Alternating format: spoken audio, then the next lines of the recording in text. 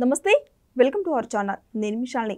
మాజీ సీఎం జగన్మోహన్ రెడ్డి కులాల మధ్య చిచ్చు పెడుతున్న నేపథ్యంలో మరోపక్కేమో షర్మిల చెల్లి ఇటు మతాల మధ్య చిచ్చు పెట్టడానికి ప్రయత్నాలు చేస్తుందా? అయితే అసలు వీళ్ళిద్దరికి తేడా ఏంటి? జగన్మోహన్ రెడ్డి అధికారం కోల్పోయిన తర్వాత ఆయన వ్యూహం ఏటు? ఇలాంటివన్నీ విశ్లేషించే ముందు స్టూడియోలో ఉన్నారు సీనియర్ జర్నలిస్టు దుర్గకుమార్ గారు ఉన్నారు. వారిని అడిగే విషయాలను తెలుసుకునే ప్రయత్నం చేద్దాం. నమస్కారం సార్. నమస్తే మషాల్ని మన వీక్షకులు. సార్, జగన్మోహన్ రెడ్డి అధికారం కోల్పోయిన తర్వాత ఇప్పుడు అసలు ఏం అర్థం కాకుండా పరిస్థితుల్లో జగన్మోహన్ రెడ్డి ఉన్నాడు. మరి ముఖ్యంగా చూసుకుంటే జగన్మోహన్ రెడ్డి కులాల మధ్య చిచ్చు పెడుతుంటే మరోపక్క చెల్లి షర్మిల అయితే మతాల మధ్య చిచ్చు పెడుతుందనే సమాచారం అయితే వస్తుంది మనకి. అసలు ఈ రెండింటికి తేడా ఏంటి? ఏ విధంగా ఉండబోతుంది అంటే ఏం చెప్తారు సార్? ఇప్పుడు జగన్మోహన్ రెడ్డి గారు 2019లో అధికారంలోకి రావటానికి మెయిన్ కారణమే కులాల మధ్య కుంపట్లు పెట్టడం ద్వారా.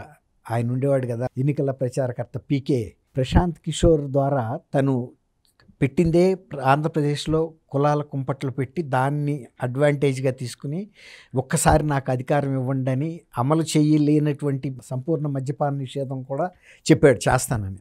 అలా అనేక చేసి అధికారం అయితే పొందాడు. కులాల మధ్యలో చిచ్చు పెట్టింది అంతవరకు లాభం జరిగింది ఆయనకి, వ్యక్తిగతంగా లబ్ధి పొందాడు. కానీ అదే బాణాన్ని మళ్ళీ ఉపయోగించాలనుకుంటే 2024లో బెడిసికొట్టింది. ఎవరైనా ఒకసారి మోసపోతారు. అయితే మీరు అడిగారు ఈమెమో మతాల మధ్య అని.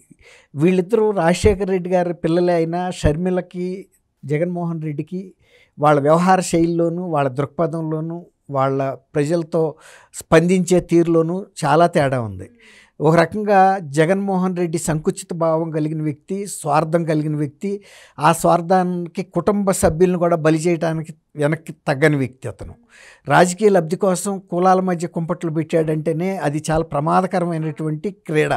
అయినా కూడా తను ఆడాడు. ఎందుకంటే తను ఒక్కసారి జీవితంలో ముఖ్యమంత్రి అవ్వాలి అనుకున్నాడు. ఎందుకంటే తను తండ్రి ముఖ్యమంత్రిగా ఉన్నప్పుడే ఆయన చాటు బిడ్డగా క్విడ్ ప్రోకో ద్వారాను మనీ లాండరింగ్ ద్వారా కొన్ని వేల కోట్ల రూపాయలు ఆర్జించి సంపాదించి నేను ముఖ్యమంత్రి అయితే ఇంతకన్నా ఎక్కువ సంపాదించే అవకాశం ఉంది కదా అనేది ఆయనకి పట్లు తెలిసినాయి, ఎలా సంపాదించవచ్చు అనేది.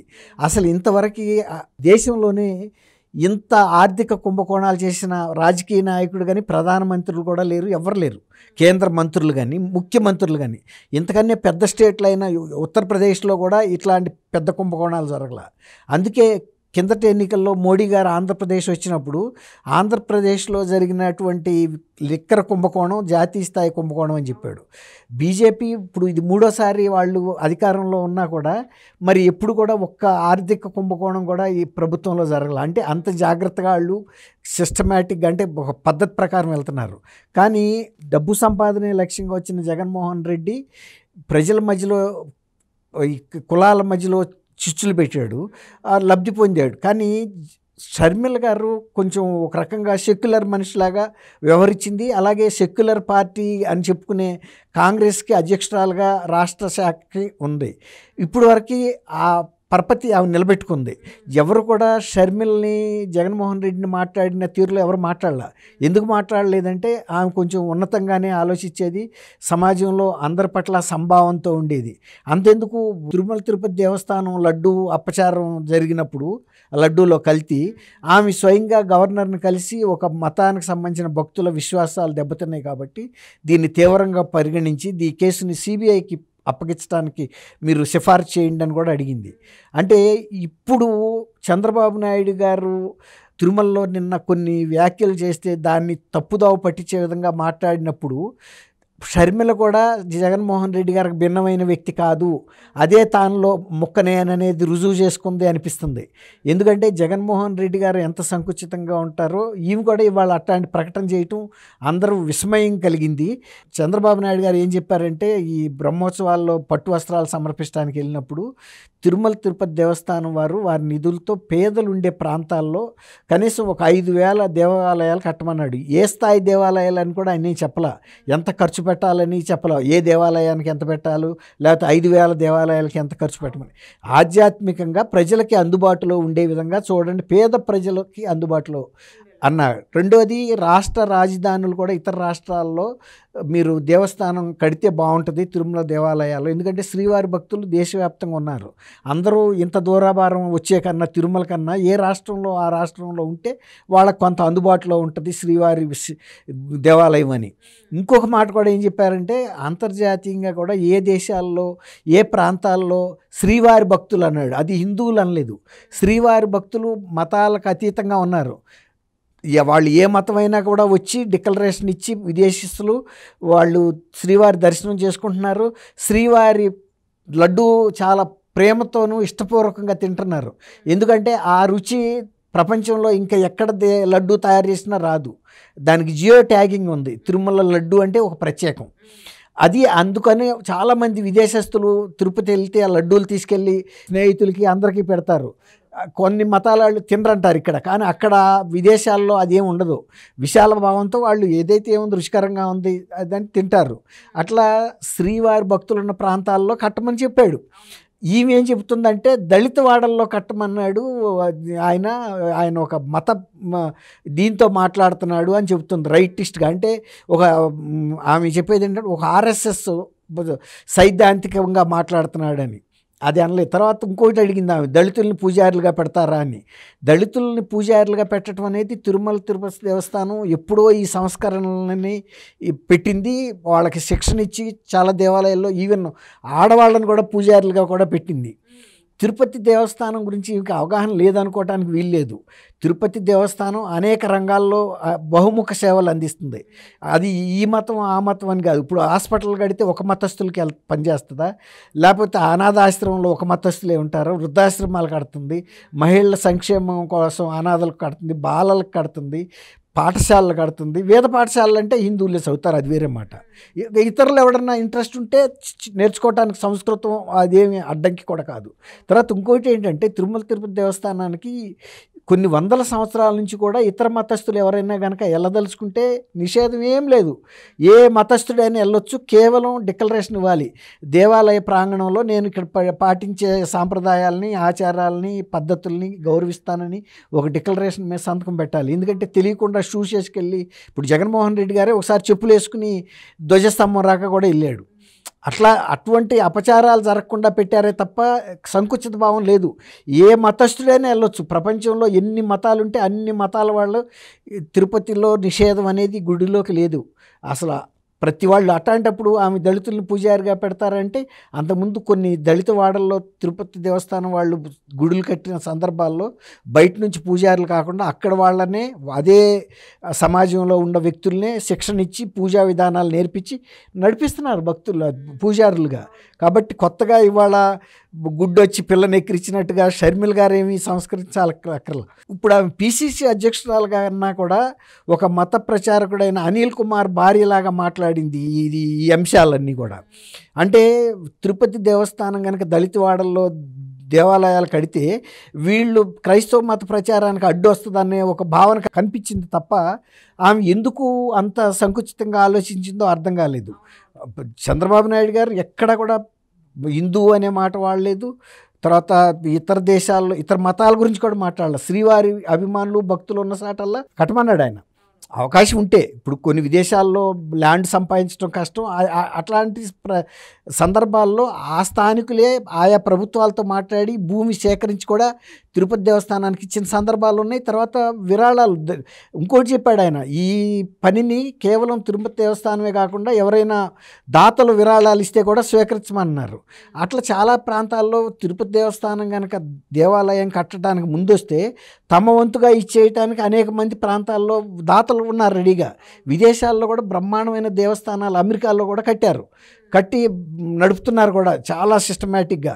ఇదే దేవస్థానంలో ఆచరించే పద్ధతుల్ని సాంప్రదాయాలని అన్నిటినీ పవిత్రతని కాపాడుకుంటా నడుస్తున్నాయి దేవాలయాల్లో. అలాంటప్పుడు షర్మిల గారు మరి ఆమె అంత చక్కటి ఇమేజ్ ప్రజల్లో ఉన్నప్పుడు జగన్మోహన్ రెడ్డికి నేను చెల్లెల్ని తప్ప ఇంకొకటి కాదు అన్న దృక్పథంతో మాట్లాడటం వలన ఆమెకి ప్రజల్లో ఉన్న ఒక అభిమానం కానీ ఆమె పట్ల ఉన్న గౌరవం కానీ తగ్గింది అనవసరంగా. రాజకీయాల్లో హత్యలు ఉండవు ఆత్మహత్యలు అని అంటారు. అట్లాగే ఇవాళ ఆమె తన సొంత ఇమేజ్ అంటే తనకున్న ప్రాముఖ్యతని ప్రజల్లో ఉన్న గౌరవభావాన్ని తగ్గించుకుంది ఇవాళ. తర్వాత చంద్రబాబు నాయుడు గారిని రైటిస్ట్గా మాట్లాడింది కదా. ఆయన మరి 4వ సారి ముఖ్యమంత్రిగా ఉన్నా కూడా ఆయన రాజకీయ ప్రత్యర్థులు ఎవరు కూడా మతపరమైన అంశాల్లో చంద్రబాబు గారు సంకుచితంగా ఉన్నాడని ఎవరు కూడా ఇప్పుడు కూడా అనలేదు. ఆయన ఎప్పుడు మాట్లాడలేదు కూడా.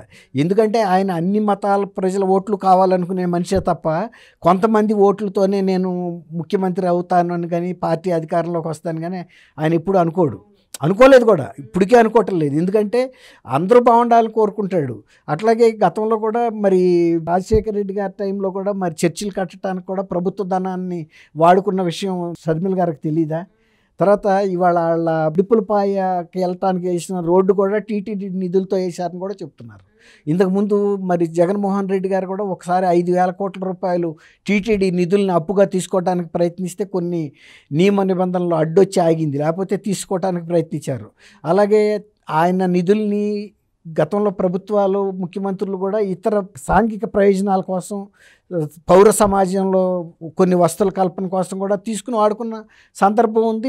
పాలక మండలి కూడా ఆమోదించి ఇచ్చిన సందర్భం కూడా ఉంది. ఎందుకంటే అందరికీ పనికొచ్చే పనులు చేసేటప్పుడు తిరుపతి దేవస్థానం నిధులు అంతకన్నా సంతోషం ఏముందనే దృక్పథంతో టీటీడీ పాలక మండలి ఉంటుంది ఎప్పుడైనా. ఎందుకంటే టీటీడీ అనేది ఒక ధార్మిక సంస్థ, అది ప్రజలందరినీ బాగుండాలని కోరుకుంటుంది. అన్ని మతాలని కూడా వచ్చి మీరు దర్శనం చేసుకోమని కూడా చెబుతుంది. కొన్నిసార్లు కొన్ని ప్రార్థనా మందిరాల్లో నిషేధం ఉంటుంది, ఇతర మతస్థులు రాకూడదని బోర్డు కూడా పెడతారు. కొన్నిసార్లు మహిళలు రాకూడదని పెడతారు. అది మనం తప్పంటానికి లేదు. ఎందుకంటే కొన్ని శతాబ్దాలుగా ఆ ఆచారం ఉన్నప్పుడు వాటిని గౌరవించాలి ఎక్కడికి వెళ్ళినప్పుడు అక్కడ. అంతేగాని ఎందుకు రానివ్వరు అని అడగటానికి వీల్లేదు. ఇప్పుడు అదే స్వామి అయ్యప్ప టెంపుల్లో చాలా కాలం ఆడవాళ్ళని అలౌ చేయలే. తర్వాత దాని మీద పెద్ద పోరాటం జరిగి సుప్రీంకోర్టు కూడా తీర్పిచ్చిన తర్వాత కూడా ఒప్పుకున్నారు. హిందూ మతం అనేది ఎప్పుడు ఫ్లెక్సిబుల్గా ఉంటుంది. అంటే కఠినమైన నిబంధనలు ఉండవు, పట్టు విడుపులు ఉన్న మతం. అందుకే కాలంతో పాటు మారుతా వచ్చింది కాబట్టి హిందూ మతం ఇంత సుదీర్ఘకాలం కూడా ప్రపంచ మతాల్లోనే అతి పురాతన మతాల్లో హిందూ మతం ఒకటి. అయినా ఇప్పటికి కూడా ఎవరూ దాన్ని ప్రోత్సహించకుండా దానంతట అది తను పటిష్టంగా ముందుకు వెళ్ళగలుగుతుందంటే ఆ వ్యవస్థలో ఉన్నటువంటి పట్టు విడుపులు, తర్వాత అక్కడుండే ఆ మతాన్ని ఆచరించే వాళ్ళు కూడా ఇది ఒక జీవన విధానం అనుకుంటారే తప్ప ఇది ఖచ్చితమైన నిబంధనలతో పాటించే మతం అయితే కాదు. సో షర్మిల గారు వ్యాఖ్యలు చేసిన ఇప్పుడు హిందువుల మనోభావాలు దెబ్బతినేలా మాట్లాడిందని చెప్పి, ఇప్పుడు నీకు హిందువుల గురించి ఏం తెలుసు, మీరు క్రిస్టియన్గా ఉన్న వాళ్ళకి మీకేం తెలుస్తుంది అని ప్రజల నుంచి వస్తున్న స్పందన సార్ ఇది. అదే నేను చెప్పే కదమ్మా, ఇప్పుడు ప్రజల్లో ఆమె పట్ల ఉన్న ఇప్పుడు రాక ఉన్న అభిమానాన్ని గౌరవాన్ని ఆమె దెబ్బ తీసుకుంది. ఇట్లాంటి ప్రశ్న జగన్మోహన్ రెడ్డి గారిని అన్నారు కానీ ఇప్పటివరకు షర్మిల గారిని ఎవరు అనలేదు. మరి ఎందుకు ఆ సందర్భంగా మాట్లాడింది అనేది మరి ఇక నాకు కూడా అర్థం కావట్లేదు. ఆమెకి అనవసరమైన విషయం. గవర్నమెంట్ నిధులు ఏదన్నా ప్రభుత్వ నిధులు దుర్వినియోగం చేస్తే ఆ మాట్లాడిన అర్థం ఉంది. టీటీడీ అనేది ఒక స్వయం ప్రతిపత్తి కలిగినటువంటి ధార్మిక సంస్థ. అది ప్రభుత్వం నుంచి నిధులు తీసుకోదు, ఇంకా ప్రభుత్వానికే నిధులు ఇస్తుంది. ప్రజా సమాజ సంక్షేమానికి కూడా నిధులు ఇచ్చే సంస్థే తప్ప ఒక మతానికి చెందిన భక్తులు అలాగే శ్రీవారి అభిమానులు కూడా ఇస్తారు విరాళాలు. ఒక్క హిందువులే ఇస్తారని కూడా నేను కూడా చెప్పను. ఎందుకంటే శ్రీవారికి అభిమానులు ప్రపంచవ్యాప్తంగా ఉన్నారు. ఇక్కడికి ఎంత అభిమానం ఉందో విదేశస్తులు కూడా వచ్చి అదే విధంగా హుండీలో సమర్పణ చేస్తారు. అనేక పథకాల కోసం విరాళాలు కూడా ప్రకటించి వెళ్తారు వాళ్ళు. ఎందుకంటే ఆయన మీద ఉన్న గౌరవం, ప్రేమ, అభిమానం అంతే. ఇప్పుడు మరి తను స్వయంగా తను మీద విమర్శలు తెప్పించుకుందంటే చంద్రబాబు నాయుడు గారిని వ్యక్తిగతంగా టార్గెట్ చేసి చంద్రబాబు నాయుడు గారిని ఆయన మాట్లాడని అంశాలని ఆయన నోట్లో పెట్టింది. ఇప్పుడు ఆయన అన్నాడు అని, కానీ ఆయన ఆ మాటలు అయితే మాట్లాడలేదు.